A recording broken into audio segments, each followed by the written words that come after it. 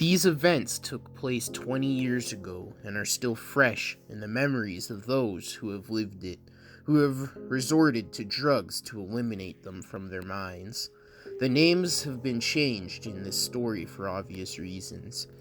The story we are about to tell you happened in America in San Francisco. This is a spooky, real-life story about a young boy that was left home alone. Unlike the famous Home Alone movies, this one is not one with a real happy ending. The events of that night left a whole family traumatized and a young boy scarred for life. It was March 1991, and the married couple named George and Martha were ready to go out for dinner with the president of the company that George worked for. They had gotten all ready and prepared and were waiting for one thing: the nanny they hired to look after their 8-year-old son, Martin. The time was passing, and the nanny was really running late for her shift. The phone rang eventually, and the nanny was on the other line. The nanny had told them that she would be late because she was at the doctor's with her aunt, and she had to stay. The parents did not know what to do, as they did not want to miss dinner because it was extremely important, and George's job depended on it. Martin, realizing what had to happen, told his mom not to worry, and that they could leave. He would lock the door himself and wait for the nanny to come. He promised that he would behave, be a good boy, and be very careful.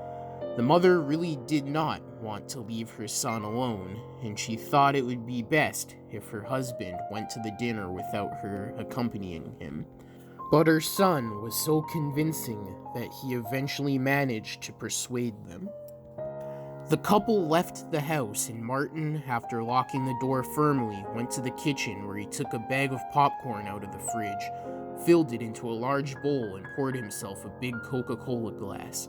He went to the living room, turned on the TV, and was ready to enjoy the thriller that was playing, until the nanny would come, when he would have to go to his room.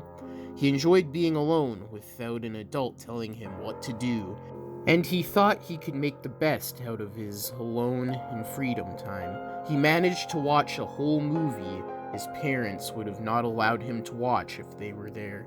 The time passed again, when suddenly a loud noise was heard. It was just as a storm had suddenly broke out, and it started raining ferociously, seemingly in seconds. Martin kept watching TV until it got worse. The storm was so strong that the lights of the house and the neighborhood went off. The TV was off, and Martin was now waiting for the nanny to come as soon as possible.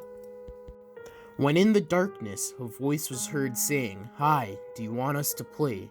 Do you want us to play hide and seek?" Martin was startled. He heard no noise from anyone entering the house, and the door was well locked, and the windows were closed. The voice was childish and of a little girl. It was heard more loudly this time. "Do you want to play? Do you want to play? Do you want to play?" Martin panicked. He tried not to cry. He remained as calm as he could possibly be. He threw down the popcorn and Coca-Cola, and, making no more noise, walked slowly into his room. He entered the room and hid under the bed. Wait for the nanny, he was thinking. The time passed, and the voice was no longer heard. Martin was still terrified until the door slammed. He immediately thought that it was the nanny who finally came. He got out of bed, opened the door slowly, and went to the front door.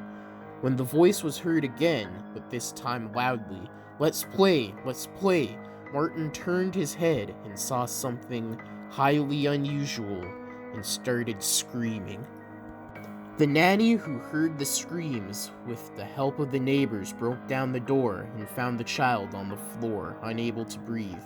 He immediately called an ambulance, and they went to the hospital, where the frightened parents arrived. Days later, after doctors tried to see what frightened the child so much, Martin uttered only one phrase from his mouth: "She has no face, she has no face."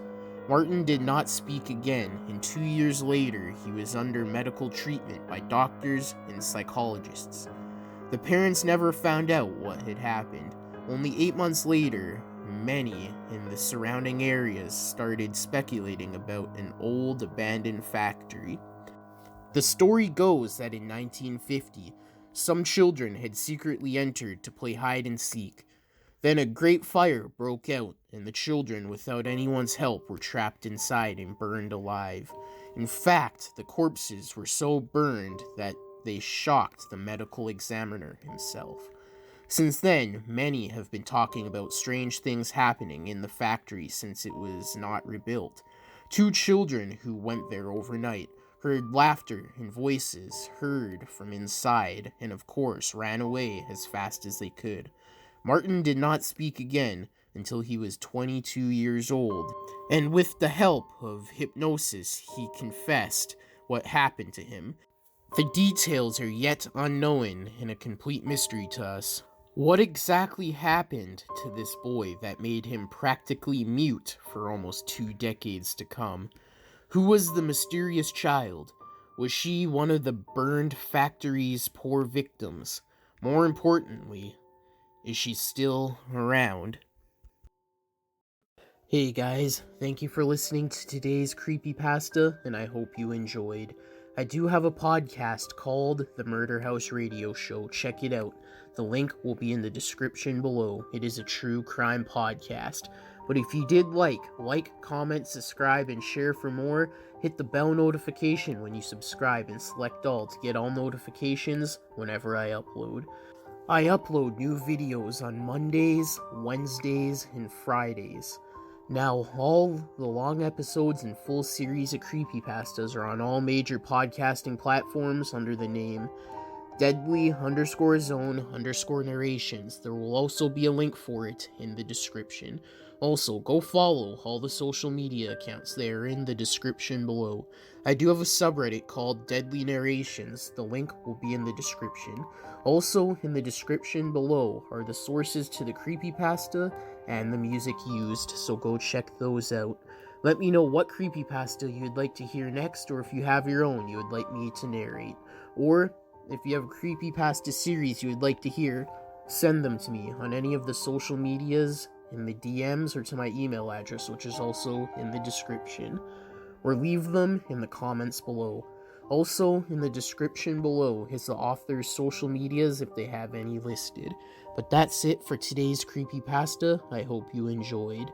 Until next time, in the Deadly Zone, stay deadly and stay spooky.